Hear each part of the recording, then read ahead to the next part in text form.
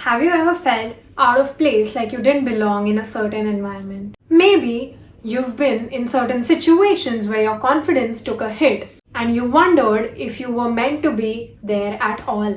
If so, I know that feeling all too well. So today, I'm going to share with you a personal story in which I felt like I was out of the place to actually owning up that space. And let me tell you, all of this happened in a span of a mere week. 7 days. 7 days is all it takes for you to get that confidence up and know that you own that space and you belong there. So, before we get started with the video, hi, my name is Vanchika Bhagat and welcome back to my channel. I know you all miss me. Too many of my friends, too many of you all commented saying that you wanted to see me back, and I got a little caught up in the whirlwind of college, internship and everything around me. But hopefully here's to taking time out and making YouTube videos for y'all. And let's get started with the video. So the story starts with me going to a business meeting, which I was not supposed to go, but I was someone's substitute and they told me to go in that business meeting. They didn't tell me what to expect from that meeting, what to wear, how to dress, how to act, what you would get, whom you would meet, nothing. I knew nothing, nada, zero. And I went there like, huh? And I felt so underconfident, so in the shadow because I didn't know anything and anyone. But you know what happened? Next week, on the next Wednesday, this was the Wednesday previously, but the next Wednesday, I was again told to go to that meeting by that certain someone. And I went into that meeting like I owned that place. I belonged there. I went feeling so confident, so in my character that I felt like this was my place. And you know what? I'll tell you how that happened. Because that took a lot of work, but I knew I had to pull myself up from all whatever was in my mind and how much ever underconfident I was. I knew I needed to build confidence to own that place. Because now that I knew what to expect, whom to talk to, what to do in that meeting, I was a lot more aware. And with being a lot more aware, I knew what to do, how to pull up, how to be in my game, right? So, I'll tell you how it happened. So, there are 10 parts to it, or 10 points or solutions to it. You can pick up whichever you want. You can let the others be. So, solution number 1 or point number 1 that I took into consideration was my mindset. I had to look really deep into myself, and I realized I had to consciously decide to change how I viewed myself and my place in that meeting. Instead of seeing myself as a substitute, I started viewing myself as someone who belonged there and had something important to contribute. And I know you all will be like, Vanchika, are you kidding me? We all know we need to view ourselves that way. And it takes too long to view ourselves that way. But let me tell you, once you have a time frame and once you have this thing that I have to get myself together in these many days, these many hours, this much time, you pull your socks up. And once she told me, on the Sunday she told me, she didn't tell me on the Wednesday that I went into the meeting. She told me on Sunday, which was past half the week. On Sunday, I got to know that I had to go to the meeting again. So Sunday, Monday, Tuesday, 3 days I had to pull up my socks and get into my game and feel like I belong there, had my confidence up. I had the time bracket of 3 days, not even 7 days. It was 3 days. 3 days. And I was the person in the room. When you have a time bracket, your mind is like, oh shit, we need to do this. We need to do this. The pressure makes you do things and it makes you feel happy when you have accomplished those things. So you have to pull up your socks and give yourselves a time bracket to act in a way. Put yourself in a situation where you feel like you don't belong and go again into that situation a week after, 3 days after, and tell your mind that we do not need to underview ourselves and behave like we don't belong here. Next time we go into that situation, we need to act like we belong in that situation. And that situation was made for me. Why did I behave like that in the meeting was because most precious business people of Mumbai were sitting in that meeting. And I went as a substitute for someone. And I want to be a businesswoman. I want to own a business, right? And if I don't pull up my game and can't sit in a conference room with business people, how am I going to survive in the business world? I needed to pull myself out of the underconfident rut into the most confident person of myself, most flowering, blooming person. Because I wanted to sit in that meeting and create an image for myself. And let me tell you, if you think that I'm just bluffing, on the first day, no one.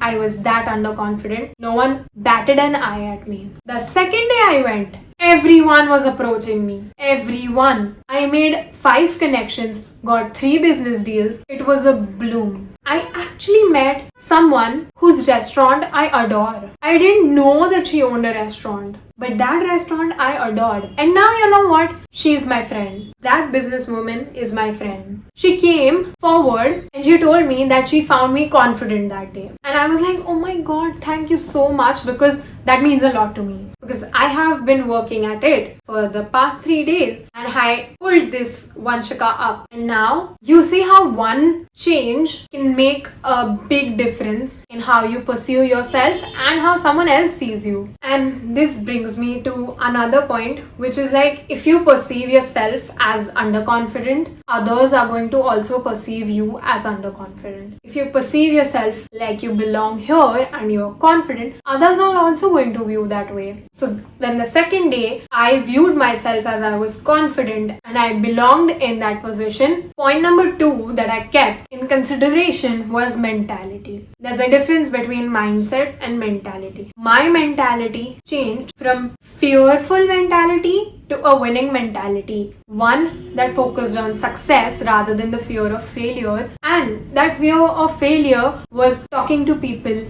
and outshining them and, them viewing me as something or whatever chatter was there in my head. 2, the winning mentality, where I was like, I am confident and I am beautiful and I can do this and I belong here. No one tells me otherwise. I had also decided that I wanted to make conversations with people and be proactive and take control of my time in that conference room and not just, waste my time looking around and, meeking and just sitting like a shy nervous girl. I knew that I need to make the best out of this time in that conference room, and well, guess what? I did. It surprisingly worked and I'm too happy about it. Her thing was always have one point that you expect from anywhere you're going. So for example, when the first time I went, I didn't know what to expect. So I was clueless, blank, and I almost zoned out. Next time, I knew what to expect. So when I knew what to expect, I knew what to ask for, how to look at it, where to approach, and everything was figured out. There was a map. I knew whom to talk. I knew what to talk to them. I knew how to pitch myself. I knew how to present myself. I knew everything. And what I expected in return was just their yes. So keep in mind your expectations, because expectations lead to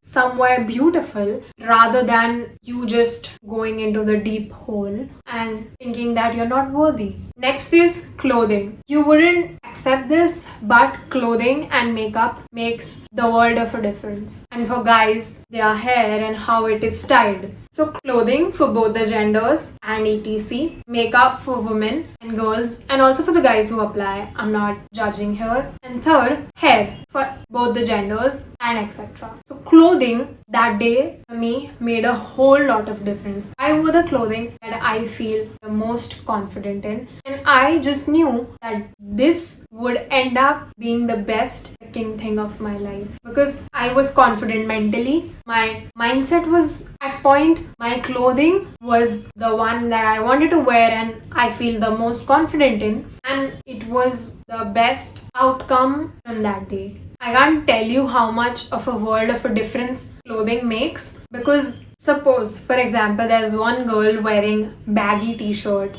baggy jeans. She looks like she isn't put together. She just put two comfortable clothing items and she's standing, versus the one who's maybe wearing a fitted top and a baggy jeans. She looks much more put together. It's just the difference of one top. One top can make or break your confidence. One top can make a huge difference. The shoes you wear can make a huge difference. Everything that you put on your body makes a huge difference.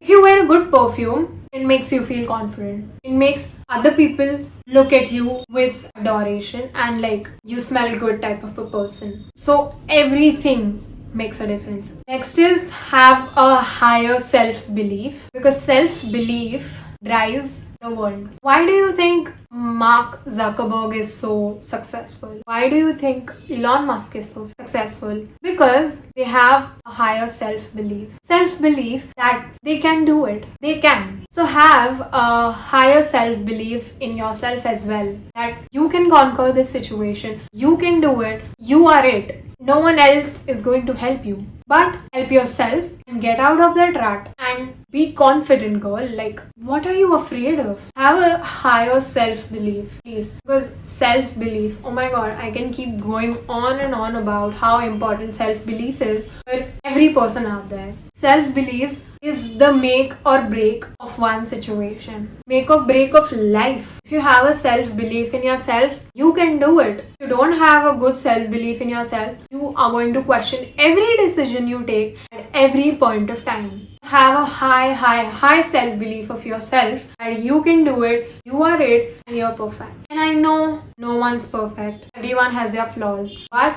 you can work towards it and you are perfect in your own way. So I read this one quote which said, confidence isn't just about expecting good outcomes. It's about believing that you have the power to create good outcomes. That is what confidence is. So this sums up the whole situation that I was trying to talk about. Also, another thing was affirmations and meditation. Affirmations, I know too many people think affirmations are overrated, which maybe they are, maybe they are not. Because affirmations still do the job perfectly fine. And they make you feel confident, they make you feel like you belong, and they give you that power over yourself to create your own reality and to show up as an alter ego of yourself. When I wanted to go to that meeting, the second meeting, I told myself I was confident 10,000 times, or maybe more, or maybe less. But what did I show up as? In the morning, I was so confident that I knew I was going to nail this meeting. I wore the perfect clothes, had the right mindset, spoke affirmations to myself.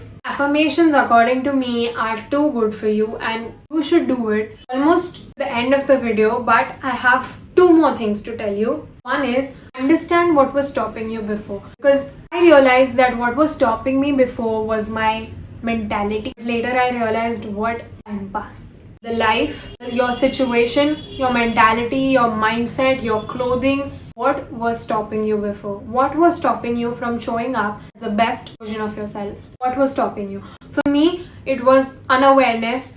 In the first meeting, I didn't know what to expect. Second was my clothing. Third was my mentality. Fourth was my mindset. Fifth was I didn't do affirmations. Everything was wrong. I corrected all of it in a span of a week and I showed up as me, the most confident version of myself. The second thing I want to tell you is challenge yourself and then reward it. Make a challenge, as I told you. Go into some place where you feel like you don't belong. Go into there, see how you feel about it, and revisit the next week. Challenge yourself to act as the most confident version of yourself and then see how you act. See how you behave. See how the situation goes. And if it goes according to what you had planned in your mind, reward yourself. Do not reward yourself. Please reward yourself. Because if it did go the way you wanted to, you need a pat on your back. Eat that chocolate croissant. Do something. Eat that pastry. Eat that brownie. Just reward yourself. Be happy that you pulled up another version of yourself which you wanted to be and you're happy. You see a different you. And you know that that is the future version of you and you want to be that way. So reward yourself. Everyone's rewarding is different. Like, take yourself to shopping, eat something chocolatey. Doesn't matter, just reward yourself for pulling up your socks and showing up as the future you. The greatest rewards come when you give yourself a little push and step out of your comfort zone. We have reached the end of this video, and I hope you really like this video. This video was something really close to my heart, and this was what I had implemented for myself, and I hope it helps you too. Let me know if this advice helps you, and see you all in the next video. Please like, comment, share and subscribe.